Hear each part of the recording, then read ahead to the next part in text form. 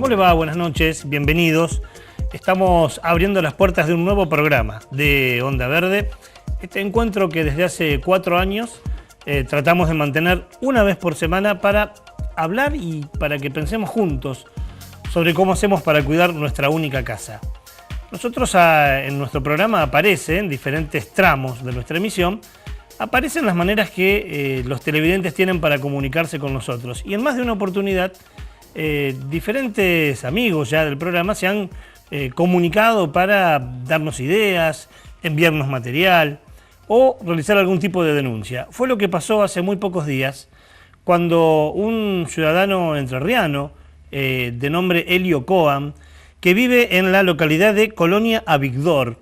Colonia Avigdor está dentro del departamento de La Paz, aproximadamente a 200 kilómetros de la ciudad capital de Entre Ríos, de la ciudad de Paraná. Y el amigo Elio nos envía una denuncia que hoy queremos hacer pública con ustedes y que si en los pocos programas que nos quedan de este año nos da la posibilidad, vamos a ver si podemos profundizarla. Pero sí cumplir con él, agradecerle el tiempo que se tomó para poder darnos estos datos y hacerlo público ahora porque realmente es preocupante. Nos dice Elio, y esto lo hemos chequeado de alguna manera, que en Colonia Avigdor hay una empresa láctea que forma parte de una fundación. La fundación se llama Raíces, y es una sigla, me voy a permitir leerla para no equivocarme, que significa Red de Acciones e Iniciativas Comunitarias por la Empresa Social. Tiene una empresa láctea que está contaminando un arroyo que bordea Colonia Avigdor y otras localidades, generando enormes problemas en lo que tiene que ver con los olores que la gente tiene que sufrir, que allí habita, pero además problemas a la salud, porque es uno de los arroyos que también alimenta la red de agua potable de esa localidad y de otras. Está violando algunas disposiciones, y esto sí, tanto lo dijo Elio como lo hemos chequeado nosotros con nuestro equipo de producción. La fundación y la empresa están violando algunas leyes, concretamente el decreto 5837 y la ley 6260. Uno de ellos plantea la necesidad de un certificado de radiación y el otro plantea la obligatoriedad de presentar un estudio de impacto ambiental. Ninguno de los dos, del decreto y de la ley, está cumpliendo la empresa. Y una inspección de la Secretaría de Medio Ambiente de Entre Ríos pudo chequear por testimonios de los obreros la existencia de un caño oculto, un caño enterrado que va desde la empresa láctea hasta el arroyo donde se vierten las efluentes que contaminan ese arroyo. Planteado así, el tema es grave, ¿no? Es peligroso, es una denuncia fuerte.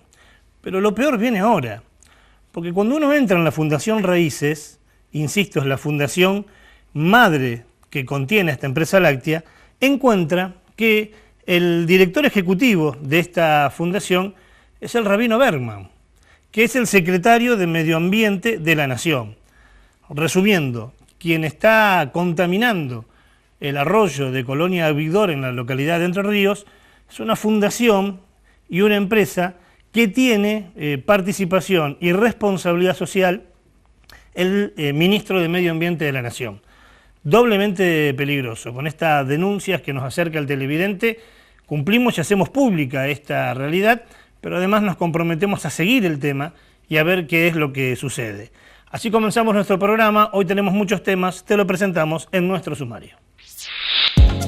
En Onda Verde compartimos otro fragmento de la entrevista realizada a Sergio González, del equipo de Ambiente y Cambio Climático de CTA, durante la segunda jornada de Educación Ambiental organizada por AMSAFE, la CTA Santa Fe y el Centro de Protección a la Naturaleza. Además, conocemos una experiencia local aplicada al estudio de contaminación y remediación de contaminantes de sistemas acuáticos. La doctora María Alejandra Maínez nos explica detalles de su trabajo en depuración de efluentes y humedales construidos, y sabremos también sobre los avances en el campo de la nanociencia.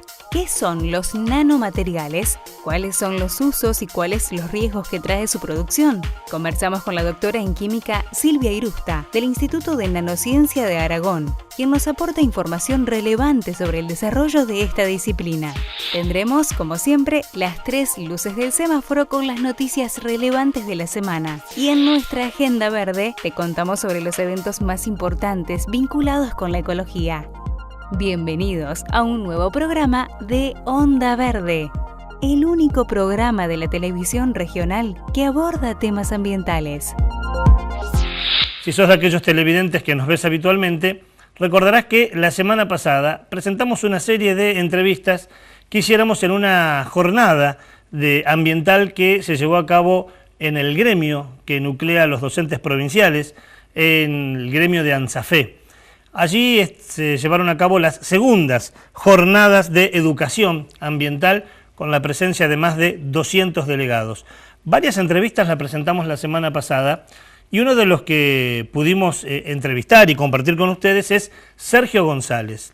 Sergio González es de la Patagonia Argentina, más concretamente de Río Negro, y forma parte de la CTA de Río Negro.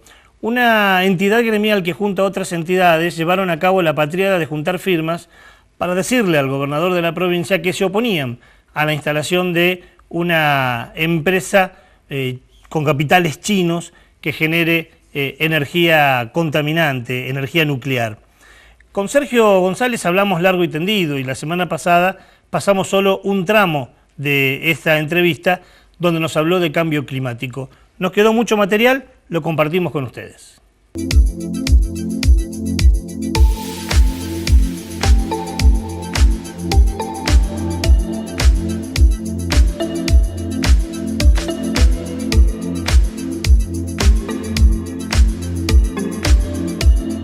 El mundo del trabajo, digamos, el enorme desafío es cambiar el modelo productivo sin perder fuente de trabajo y garantizando además el confort del siglo XXI, ¿no? Nuestra propuesta es un poco mayor, es decir, cambiar el modelo productivo con mejores puestos de trabajo que los que tenemos hoy. A eso nosotros le ponemos un título que es transición justa, digamos. Por un lado, este cambio tiene que ser con los trabajadores y con todas las personas dentro, para mejorar la calidad de vida o tener una mejor vida, que no quiere decir consumir más. Pero además tiene que reconocerse la deuda histórica de lo que producen esta crisis ambiental. Los gases de efecto invernadero se acumulan por más de 150 años en la atmósfera.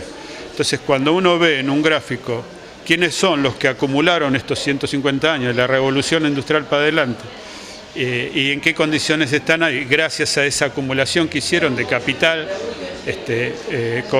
poniendo en riesgo el clima y la vida en la Tierra, hay que planteárselo seriamente. Hoy, si uno ve cuál es la huella de carbono de un habitante de la Unión Europea, es casi cero comparado con la nuestra. Pero bueno, hay que ver qué hizo la Unión Europea para llegar a esta situación y qué le tenemos que exigir ahora a la Unión Europea que colabore. América siempre está en una situación difícil. No somos ni tan pobres como África ni como algunos sectores de Asia y además somos un poco indóciles.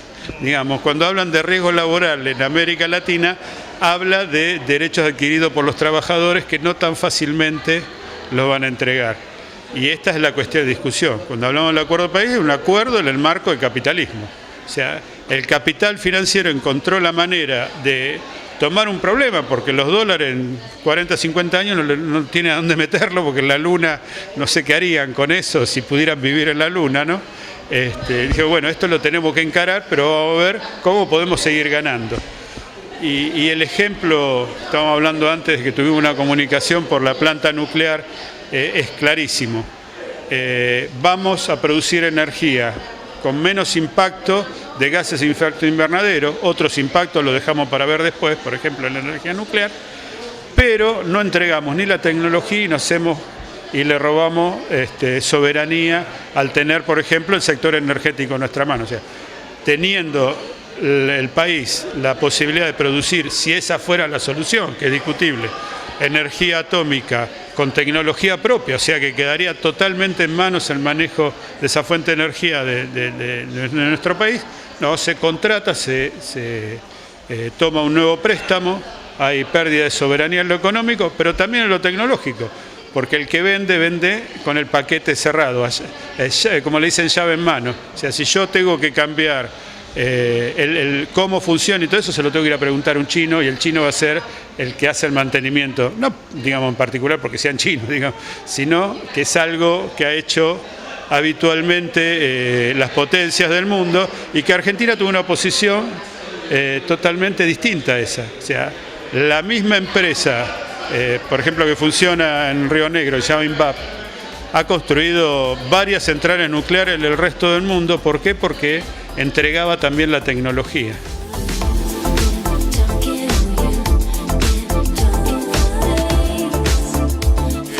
Alemania tomó la decisión soberana de retirar las centrales nucleares en funcionamiento.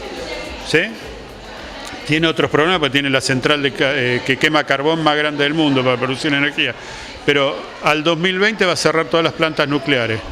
Bueno, entraron en juicio Alemania, o sea, Angela Merkel, dueña de la Unión Europea, tiene un juicio en los tribunales internacionales de la empresa dueña de las centrales nucleares que viene cerrando. O sea, esto es una cuestión que supera aún lo que nosotros consideramos los gobiernos más poderosos del mundo. Y bueno, en esto tenemos que abrir los ojos porque los tiempos son escasos, digamos.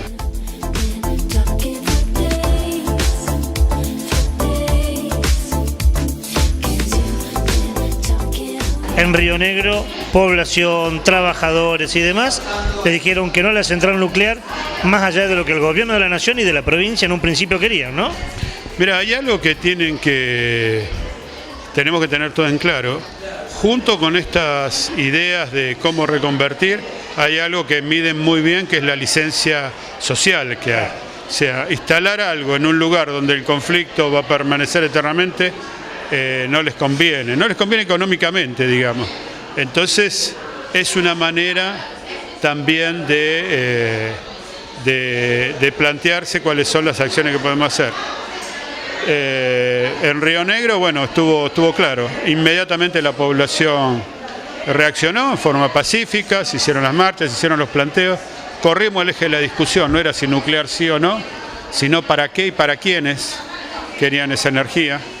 Una provincia que tiene menos del 2% de la población del país y produce el 23% de la energía. ¿Para qué necesitamos más energía?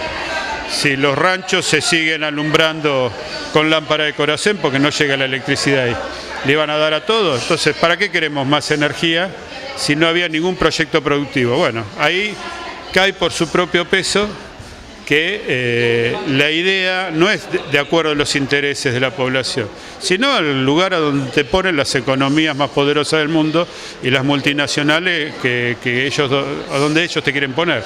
Bueno, entonces tenemos que ser un poco más inteligentes, más allá de la postura política personal que tengamos, y de pensar nuestro futuro, lo que nos queda, el futuro de nuestros hijos, nuestros nietos, porque de eso se trata cuando discutimos estas cosas, ¿no?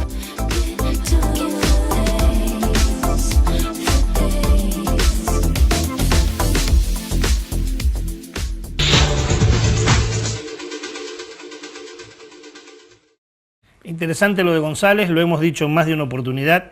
Hasta hará 2 años hablábamos del cambio climático como una amenaza.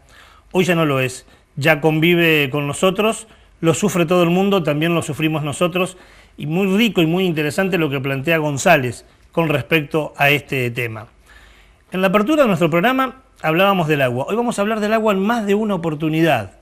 Vamos a tener otra de las entrevistas que habla sobre cómo cuidar nuestros ríos, nuestros arroyos y cómo hacer para que los efluentes contaminantes no lleguen a él.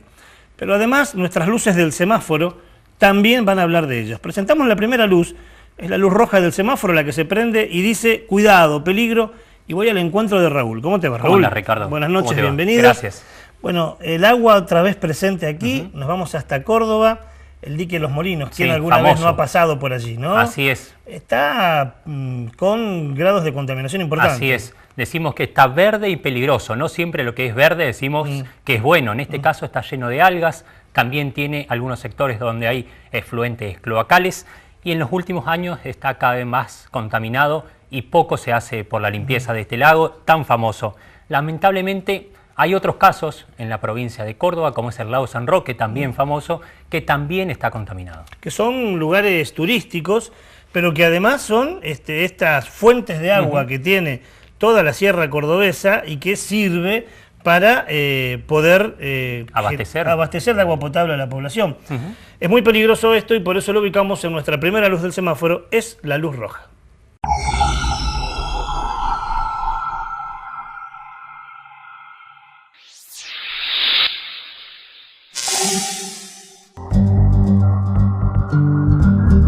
La situación del dique Los Molinos, un lago que solía ser un paraíso de agua cristalina, enciende las alarmas. En varias recorridas se encontró sectores donde el agua está muy verde y despide un fuerte olor a podrido. Vecinos y balseros coinciden en que la culpa es la falta de cloacas en las poblaciones de los alrededores. La advertencia, vamos a terminar igual que el lago San Roque, se repite entre los lugareños con resignación. Biólogos del Foro Ambiental de Córdoba afirman que por el nivel de contaminación, el agua podría ser mortal hasta para un cerdo. El problema reside en un crecimiento demográfico descontrolado y en la contaminación por los efluentes cloacales que van a pozos negros y de ahí al lago. Un dato importante es que el lago abastece al 30% de la población de Córdoba capital.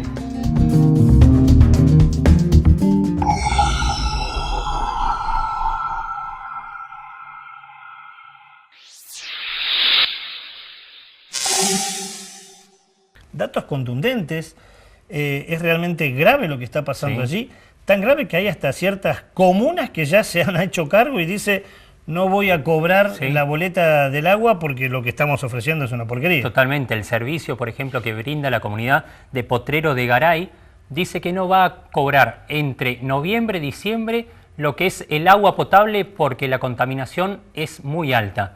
Que una empresa o una comuna te diga no te voy a brindar porque el servicio es malísimo, desde locos. Claro, es un paso adelante en cuanto a los derechos del ciudadano, pero no podemos quedarnos con eso, ¿no? Porque no me cobran el agua, pero la sigo consumiendo. Claro. Además de lo que lo hablábamos la semana pasada, a partir de lo que significaba la quema de algunos bosques, si algunos dirigentes se dieran cuenta de lo que se pierde en dinero, decías vos, serían más precavidos a la hora de prever estos incendios. Totalmente. Esto es lo mismo, digo. A la hora de invertir en la limpieza. Claro, Córdoba vive y depende del turismo. Sí.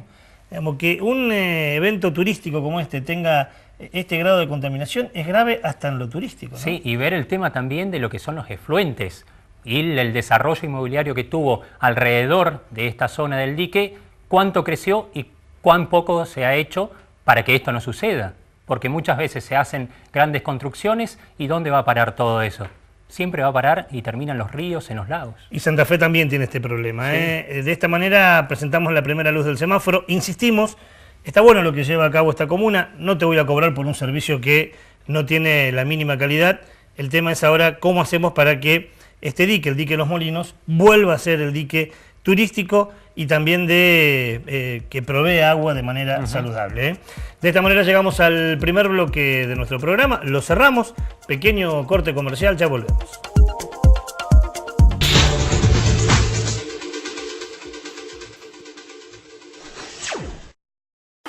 Estudio Jurídico Ricardo Gundren y Asociados. Confianza, prestigio y trayectoria.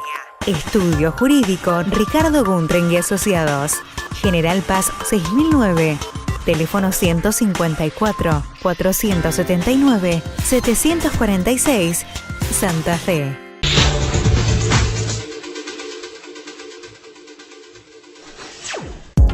Segundo bloque del programa. Hace un par de meses atrás, en agosto, estuvimos cubriendo las jornadas, no era una jornada, era un congreso de ciencia y tecnología. Entre 3 y 4 días nos instalamos casi allí con las cámaras de Onda Verde en este Congreso de Ciencia y Tecnología Ambiental que invitó a diferentes profesionales del país y también de otros países y que se llevó a cabo aquí en nuestra ciudad de Santa Fe. Hablamos con diferentes investigadores y nos quedó un material de esos que no podemos pasar a veces por la coyuntura, por demás de interesante. Es una investigadora de nuestra ciudad que estuvo presente y que dio una de las charlas y las ponencias. se llama María Alejandra Maínez y también le agradecemos el tiempo que nos dispensó para poder hablar. Ella es química, es investigadora del CONICET y desde hace años viene trabajando sobre cómo depurar las efluentes, cómo hacer que justamente el agua no esté contaminada. Le decíamos, ¿no? Hoy vamos a estar con un eje transversal que es el tema del cuidado del agua. Así empezamos con la denuncia de lo que sucede en Colonia Victor, recién en la luz roja de lo que sucede en Córdoba, y ahora esto, una investigadora que dice cómo podemos hacer al menos para disminuir la contaminación de químicos que se genera por las industrias y por los basurales. Se llama María Alejandra Maínez y es por demás de importante lo que nos plantea.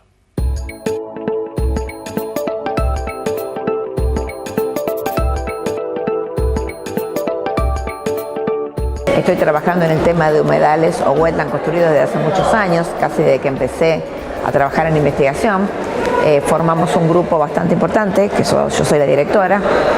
Somos químicos, biólogos, biotecnólogos, ingenieros ambientales, ingenieros químicos. Trabajamos tratando de depurar efluentes usando wetland construidos. Participamos de los congresos internacionales sobre wetland que cada vez se difunden más en el mundo. Argentina es un país un poco diferente porque tiene mucho terreno disponible, tiene un buen clima, tiene muchas macrófitas, sobre todo en estas zonas adaptadas al clima, así que es un tratamiento de efluentes que funciona muy bien, aparte tiene muy bajo costo.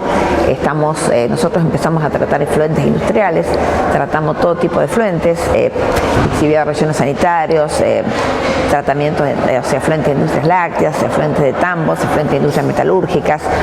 Estamos trabajando con la industria del papel, estamos trabajando con wetland flotantes, que es una nueva tecnología también para este tipo de tratamiento.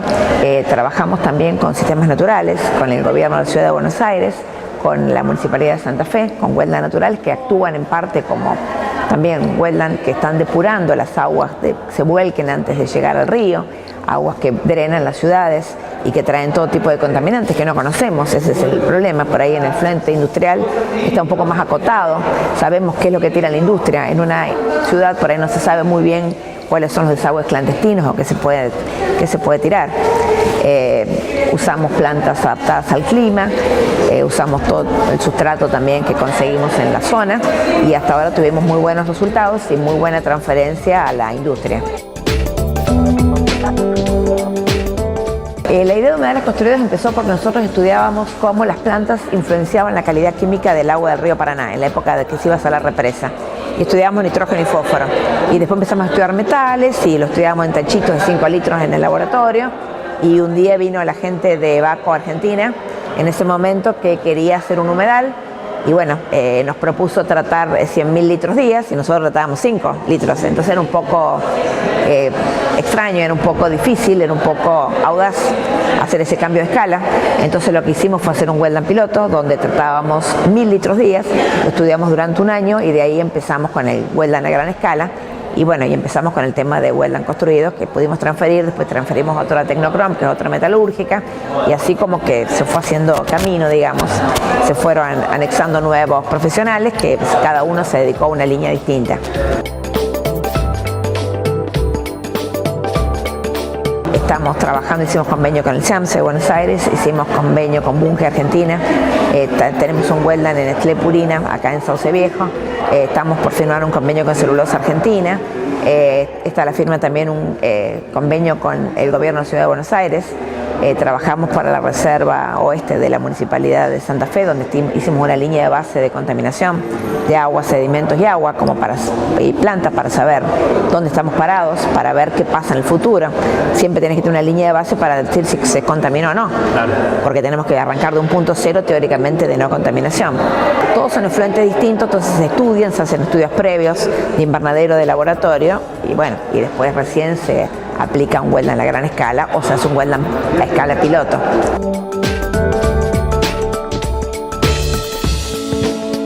Por ejemplo, el de Bunge, que es una fábrica de fertilizantes, tiene alta DQO, que es materia orgánica, tiene alto amonio, que pasa nitrato y nitrito, mientras las metalúrgicas lo difícil es los metales pesados, que se hace un pulido final y fundamentalmente estos wetlands sirven como de pulmón por si llega a haber algún accidente medioambiental, entonces se cierra el wetland y se evita que la descarga llegue al ambiente. Entonces, en los de industria metalúrgica, otro problema que tenemos es que tienen alta salinidad y alto pH, entonces también las plantas se complican para trabajar, por eso se las adapta, se las aclimata previamente, o sea, por eso son efluentes complejos. No solamente son los contaminantes, sino las condiciones del efluente. Por ahí lo que es difícil de tratar.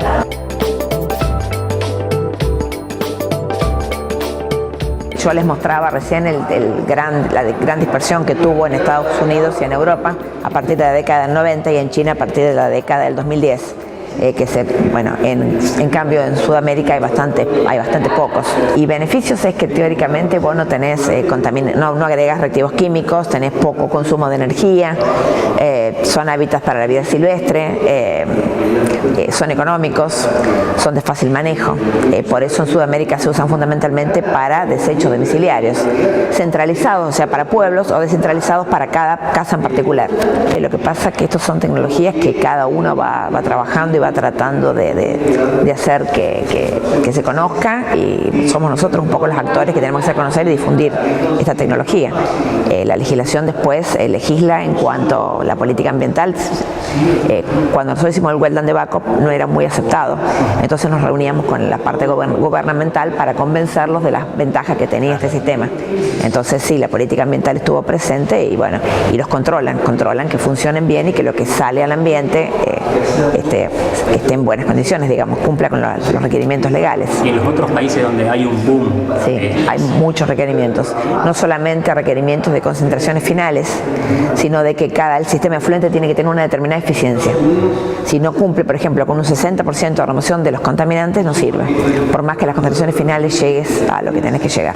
Son mucho más estrictos. Y las concentraciones son más estrictas también, las concentraciones de volcado por ahí.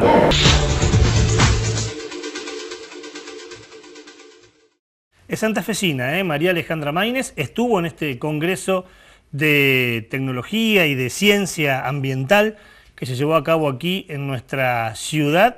Es importante lo que nos dice, e importante, y me quedo con un tramo de lo que nos plantea, ¿no? La necesidad de profundizar en políticas de estados y legislaciones que puedan mitigar este efecto. Algo se está haciendo, dice. Pero cuando uno chequea lo que se hace aquí, las exigencias con lo que se exige en otras partes del mundo, vemos que estamos atrasados, que aquí la exigencia sigue siendo muy débil, muy pequeña, frente a lo que se pide en otros lados para que no se contamine el agua. Por eso es importante lo que se plantea desde la ciencia, en este caso de la universidad pública, para al menos mitigar este problema. Momento de presentar la segunda luz del semáforo, es la luz amarilla, está a mitad de camino. Es una información que seguramente la producción después continúa siguiéndola para ver lo que sucede, y voy al encuentro de Juan Palomino, que hace tiempo que no estaba por acá. ¿Cómo le va? ¿Bien? Muy bien, muy bien. ¿De salud bien? Bien, por supuesto. Como decían las bolas, óptimos. Lo importante es la salud, ¿vio? Por supuesto, sí. Bueno, Juan está con nosotros para presentarnos la segunda luz del semáforo, es la luz amarilla. En más de una oportunidad hablamos de la Barrick Gold, una empresa multinacional de minería a cielo abierto, solo en San Juan, 3 derrames en 1 año y medio de cianuro, contaminando hasta lugares periglaciales, ¿no? De agua. Bueno, los chicos, además de contaminantes, son bastante caraduras porque ahora se quejan. Así es, Ricardo. Lamentablemente, vos decís, hablamos varias veces de la Barrick Gold, pero nunca noticias buenas. Por eso digo lamentablemente. Y es así que le ponemos la luz amarilla del semáforo, porque ahora de estos derrames de agua cianurada, que vos mencionabas que fueron en los últimos 18 meses 3 derrames, bueno, la Barrick Gold recusó al juez federal que entiende en la causa, es decir, lo acusa de prejuicio y antipatía hacia la empresa minera, solamente porque está investigando las causas de esos derrames. Pero bueno, le presentamos acá toda la información de por qué la luz amarilla.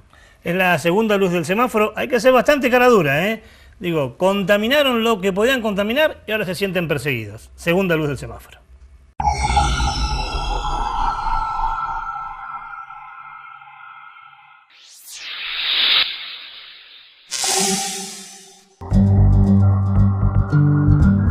Barrick Gold recusó al juez federal Sebastián Casanelo, quien interviene en la investigación por vertidos contaminantes en las minas de Veladero y Pascua Lama.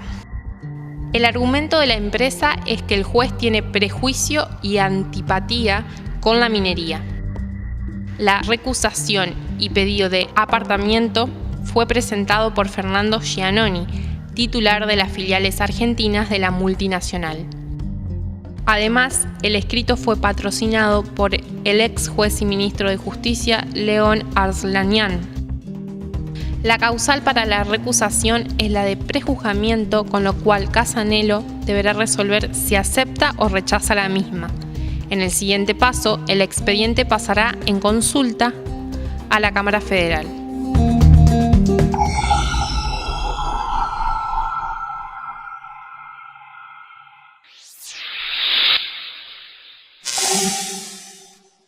Terrible, ¿no? Yo recuerdo inclusive entrevistas que le hicimos a los amigos de Hachal, del Hachal no se toca, una asamblea de vecinos que están cansados de vivir con contaminación, y estos tipos que se quejan porque dicen que hay una persecución contra ellos. Sí, no solo eso, Ricardo, sino que hay cierto lobby ante la justicia, cosa que tenemos que defender, que es la autonomía de la justicia argentina, porque recusar a un juez, como decíamos, por ser antipático, entre comillas, contra una empresa que es la más contaminante del país, o una de las más contaminantes, y que también está acusada de violar la ley de glaciares. Claro que es decir, estamos hablando de la provincia de San Juan, estamos hablando de las reservas que hay tanto por dentro de los glaciares, sí, pero aparte que es agua que sirve para alimentar a gran parte del país. El santafesino no sabe que cuando abre la canilla, muchas veces ese agua que consume es agua que viene de los glaciares. Tal cual, Ricardo. Así que por eso la luz amarilla, y hay que estar atento, como vos decías. Vamos a seguir este tema de cerca para que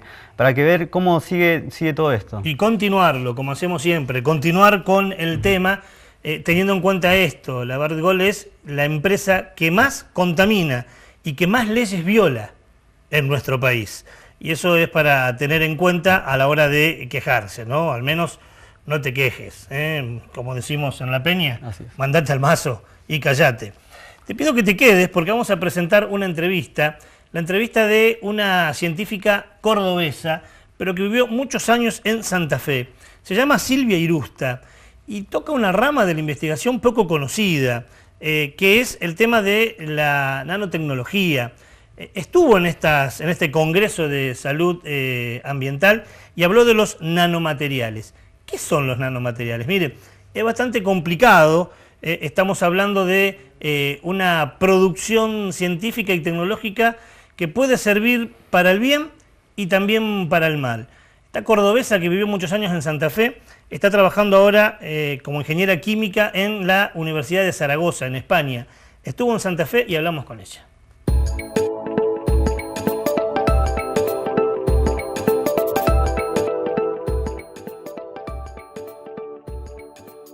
Los nanomateriales son aquellos que tienen alguna de sus dimensiones de un tamaño nanométrico. Cuando decimos nanómetro estamos hablando en realidad de tamaños del orden de moléculas, muy imposibles de ver, claro está, salvo con microscopios electrónicos.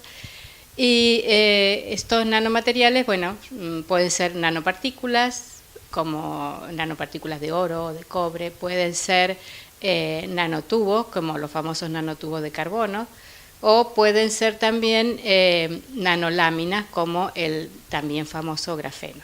Siempre hubo nanos naturales, producidos por la naturaleza, como lo que se producen en las partículas de sal, que las olas, que el viento levanta en las olas, se secan, esos son nanopartículas.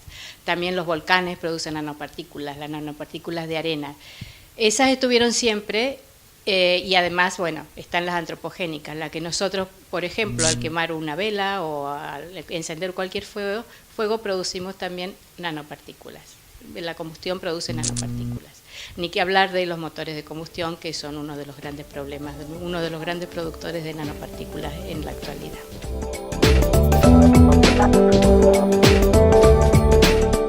Los nanomateriales son fantásticos, o sea, el hecho de su tamaño nano les da propiedades muy distintas a las que tienen en un tamaño mayor, bulk, grande. Por ejemplo, el cobre, que todos lo pensamos como un material maleable y dúctil, deja de serlo cuando su tamaño es menor a 50 nanómetros. El óxido de hierro, que lo pensamos como un imán, en realidad cuando tiene tamaños del orden nanométrico, tiene propiedades superparamagnéticas. Y el oro presenta resonancia plasmónica, etcétera, etcétera. Y justamente son todas esas propiedades lo que lo hacen tan interesantes en muchísimas aplicaciones. Están en muchísimos productos comerciales en la actualidad.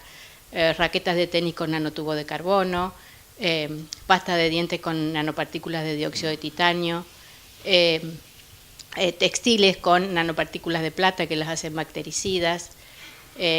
Por supuesto, los protectores solares todos tienen nanopartículas de óxido de titanio. En el futuro se espera que se apliquen muchísimo más en campos tan interesantes como la producción de energía o, por supuesto, la biomedicina. Un gran campo para la nanotecnología es la biomedicina, donde se puede pensar en partículas de sistemas que permitan liberación controlada de fármacos, terapia génica. Vamos, que una de las grandes aplicaciones que se espera que tengan los nanomateriales sea justamente en procesos para tratar cáncer.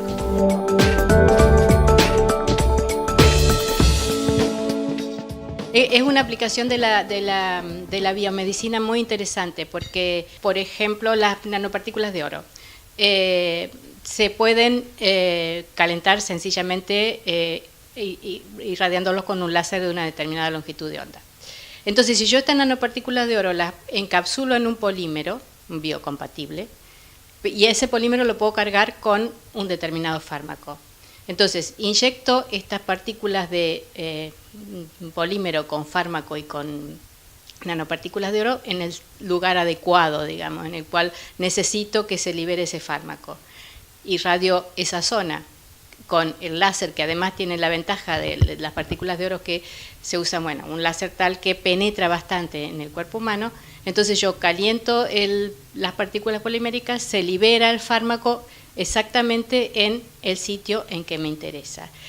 Y algo todavía mucho más interesante es que, por ejemplo, en los fármacos que se usan para quimioterapia, que todos sabemos que son sumamente agresivos, lo ideal sería que estos fármacos estén solamente localizados en un tumor.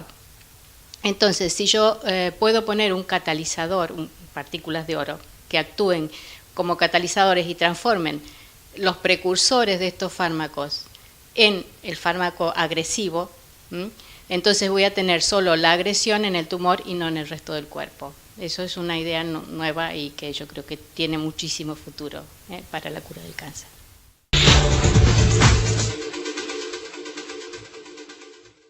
Es tan complejo como interesante. Los nanomateriales, como veíamos, están en nuestra vida cotidiana, en la pasta de dientes, en los textiles, en los protectores solares. También puede servir para algunos avances en medicina y también para energía. Es muy importante lo que nos planteaba Irusta y lo estamos relacionando también con el medio ambiente. Son estas nanopartículas que forman parte de nuestra existencia y que pueden ser muy útiles como muy perjudiciales. Como siempre, aquí está la mano del hombre.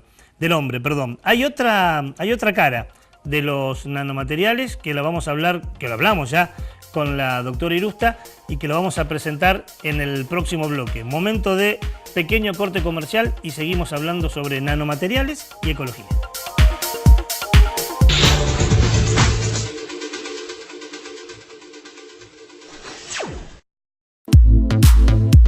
www.municipales.org.ar. Toda la información de los trabajadores municipales y comunales de la provincia de Santa Fe en un solo sitio web.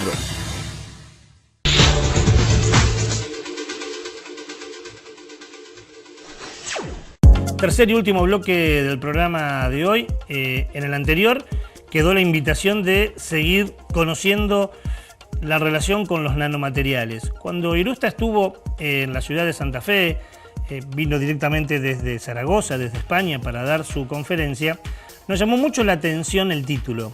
El título era Nanomateriales, héroes o villanos. Y hablando con ella nos aclaraba que justamente en esta dualidad tan pragmática lo que se plantea es que puede servir para bien o puede servir para mal. Esto fue en los que nos quedamos, en la última parte. ¿Qué cuestionamiento se le hace a los nanomateriales? son fantásticos, son buenos, son maravillosos, pero tenemos que tener cuidado con ellos porque justamente el pequeño tamaño que tienen hace que tengan una gran superficie, que sean muy reactivos, que puedan penetrar dentro del cuerpo humano. Digamos, por ejemplo, dijimos, toda la combustión produce nanopartículas de hollín en particular. Entonces, y esas nanopartículas pueden penetrar en el sistema respiratorio humano y pueden llegar hasta los alvéolos y allí pueden quedarse, provocando problemas, inflamación, incluso pueden llegar también a generar partículas cancerígenas, células cancerígenas, penetran en las paredes celulares, pueden interactuar con el ADN, o sea, son tóxicas para el ser humano. Entonces, claro está, ¿qué hacemos? ¿Dejamos de usarlo porque tienen problemas? No, porque pueden solucionarnos muchos problemas también. Entonces, hay que tener mucho cuidado en qué nanomateriales se usa, cómo se producen, cómo se desechan, para evitar problemas posteriores en el uso de los nanomateriales. Estuve mirando un poco la legislación europea y no hay nada. Esa es la pura verdad. No hay nada que hable de nanomateriales. Sí hay legislación de, por ejemplo, cómo producir, cómo transportar materiales, por ejemplo, óxido de titanio, pero nadie habla del tamaño que tiene que tener el óxido de titanio. Cuando es nano, los peligros son distintos, pero eso no está contemplado en la legislación. Hace falta generar legislación que trate justamente con estos materiales de estos tamaños tan pequeños.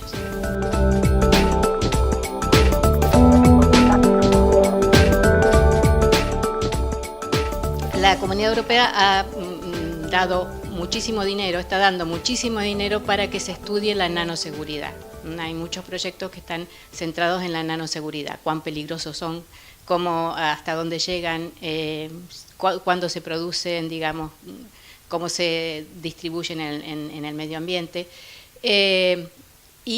Bueno, justamente los científicos, los que trabajamos con nanomateriales, somos los que más cuidado tenemos, y porque sabemos justamente lo peligrosos que pueden llegar a ser. Nosotros somos cuidadosos al producirlos, por supuesto, en los laboratorios no hay ningún problema, pero eso llevado a la industria es más complicado de tener cuidado, de que se trabaje realmente sin peligro de estos nanomateriales.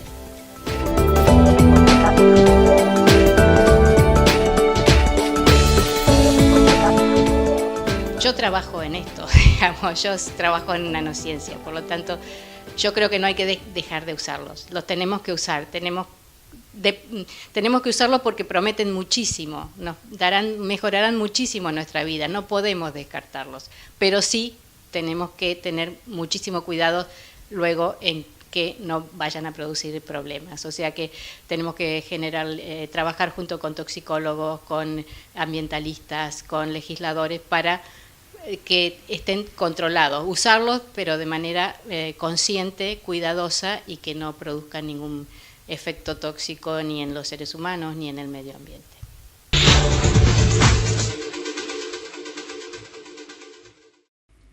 Héroes o villanos, ahí lo planteaba y ahí quedaba muy claro.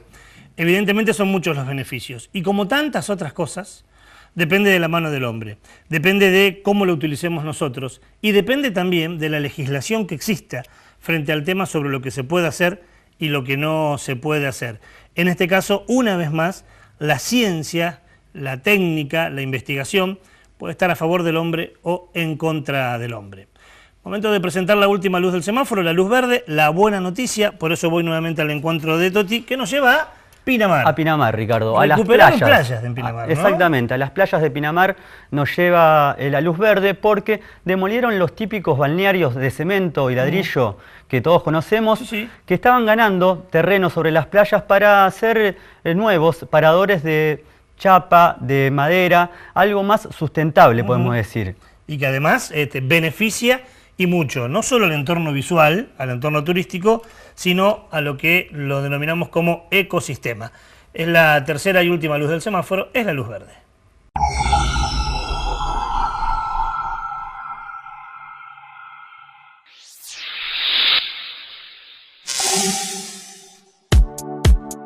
Desde 2016, la costa de Pinamar, Ostende, Valeria y Cariló viene transformándose. El nuevo manual metodológico para la construcción de los paredones indica que se deben usar sistemas removibles. Los más elegidos son armados con madera, steel frame o premoldeados de hormigón. Los paradores no se pueden apoyar en la playa y deben construirse sobre pilotes para que permitan la libre circulación de la arena.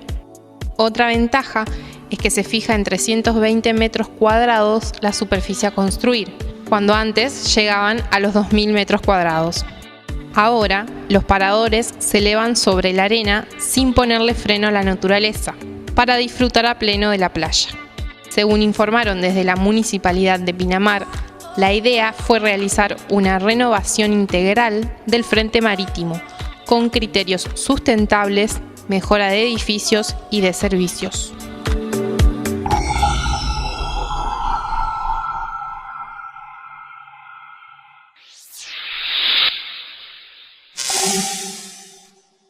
Como vos bien decías, los anteriores, además de no ser bellos estéticamente, atentaban contra lo natural, ¿no? Eran invasivos. Ahora uno puede ir a Pinamar, si no están los planes, bueno, por lo menos para de paso, y ver cómo la arena ahora tiene su lugar natural, porque estos nuevos paradores están sobre pilotes, entonces uno puede ver el recorrido que tiene que tener la arena, la playa y demás, y no tan invasivos como lo eran los de cemento, ¿no? Muy bien, una buena noticia ocurre acá en Pinamar, si la economía lo deja, puede ir a Pinamar y ver esto, y si no, bueno, se enteró al menos por Onda Verde.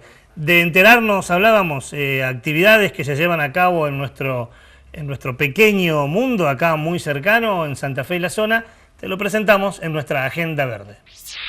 En el ciclo de Ecología de Rosario, este lunes 13 de noviembre, estará presente Rubén Ferreira, director y maestro de la Escuela Marco Sastre de la isla El Espinillo. Una charla sobre su oficio en las islas frente a la ciudad de Rosario, en un encuentro lleno de historias, anécdotas y necesidades. Habrá luego una instancia de intercambio con el público. Como cada lunes, el encuentro comenzará a las 20 en el Centro Cultural Roberto Fontana Rosa, Avenida San Martín 1080 de la ciudad de Rosario. Entre el 22 y el 24 de noviembre se realizará una jornada sobre arquitectura bioclimática en Paraná, a cargo de Carlos Humberto Prasitelli Mañe. La actividad cuenta con cupos limitados y se otorgarán certificados de asistencia. Informes e inscripción en laterrada.contacto@gmail.com. Si hubiera que elegir en el programa de hoy dos tópicos en cuales quedarnos, podríamos plantear el tema de la importancia del agua y su vinculación con el ecosistema y la salud, y la relación entre la ciencia, la técnica y nuestra vida. Del primero vamos a hablar muy brevemente porque ya lo hemos hecho más de una oportunidad en nuestro programa. Hace mucho tiempo los grandes imperios invadían algunos países en búsqueda de el oro negro, del petróleo. Hoy se dice que desde la invasión a Irak en adelante, muchas de las invasiones de los imperios a otros países surgen a partir del agua, del oro blanco. Que quien tenga agua va a tener poder porque es un recurso que ya escasea, que en muchos lugares no lo tienen como beneficio permanente y que hay muchos países que ya están pensando en a dónde ir porque el agua va a faltar y sin agua no se puede vivir. Nuestra zona, la zona de Argentina, pero lo compartimos con nuestros países hermanos de Latinoamérica, tenemos uno de los acuíferos más importantes, que es el acuífero Guaraní, una de las reservas de agua dulce, junto con el río Éufrates, más importante del mundo. Bueno, no solo tenemos que cuidarlo de la voracidad de algún país imperialista, sino que también tenemos que cuidarlo de la voracidad a veces contaminante del hombre. Hoy lo hemos visto, un arroyo acá muy cerca de Entre Ríos, un dique que es turístico, como el dique de los Molinos en Córdoba, y habitualmente, regularmente, vemos información o noticias de peces flotando o de ríos contaminados. Tenemos que cuidarlo tanto de la voracidad de afuera como de la voracidad de adentro. El segundo tópico que abordamos es este tópico de la ciencia y la tecnología al servicio del hombre. Parecen enemigos, ¿no? Cuando uno habla sobre temas ambientales o ecológicos, uno dice, y la ciencia, la tecnología va en contra de la naturaleza. Como que se plantea que avance científico, confort, no se vincula, no se relaciona con la posibilidad de cuidado del medio ambiente. Hay un viejo axioma, esas verdades que no necesitan ser demostrados, que dicen que hay que saber para poder. Y es cierto. Lo fundamental es que podamos saber qué nos pasa para poder reclamar o para poder poder. ¿Hay límites en este caso? Claro que hay límites. Los límites del avance científico o tecnológico tienen que ver con cuando se invade la ética o cuando se invade la vida de otras personas. El saber de los pueblos originarios tan ricos siempre han planteado que el saber tiene que estar vinculado con el cuidado de nuestro entorno, porque de poco nos sirve saber, de poco nos sirve avances tecnológicos si estos atentan contra nuestra vida. Mira, algunas informaciones que hemos compartido más de una vez con ustedes.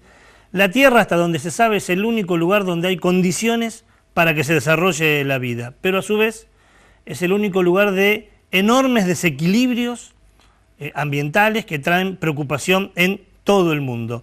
La contaminación ambiental, el envenenamiento de las aguas, como hemos visto hoy, la desertificación de las junglas, la cantidad de árboles que se talan, la tala indiscriminada, el aumento de la población, el aumento del hambre y de las condiciones miserables que viven muchos hermanos. Son todos desequilibrios ecológicos y ambientales. Lo hemos dicho más de una oportunidad, no podemos hablar de ecología si no hablamos también de pobreza, de hambre, de situaciones de habitabilidad infrahumanas. Si se sigue pensando en algunos lugares que dominar y someter a la naturaleza es lo fundamental, es entender a la ciencia como una especie de deidad, ¿no? Como una especie de Dios y como un fragmento de dominación de unos sobre otros. Tenemos el otro tipo de ciencia, que es la que abrazamos, la ciencia digna, la ciencia del doctor Carrasco, del doctor Berseniazzi, del doctor Páramo, del doctor Lachmanovich, de diferentes científicos que están planteando cómo hacer para que podamos vivir mejor sin por eso afectar nuestro ecosistema. Y hoy algunas de las voces lo plantearon. Con estas voces y esta idea nos despedimos, tan solo por 7 días para volver a encontrarnos ya en los últimos programas de este año para seguir pensando juntos, como decíamos al principio, cómo hacer para defender nuestra única casa. Será hasta entonces, gracias por todo, hasta la semana que viene.